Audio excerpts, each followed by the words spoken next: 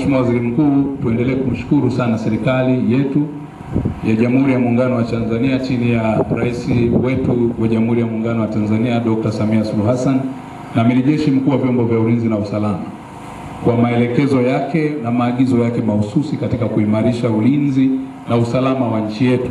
Na hakika nchi yetu iko salama, ulinzi wa mipaka unaendelea vizuri, lakini pia ulinzi dhidi ya taifa letu, dhidi ya mashambulio ya nje pia unafanywa vizuri sana na vyombo vyetu vya ulinzi na usalama.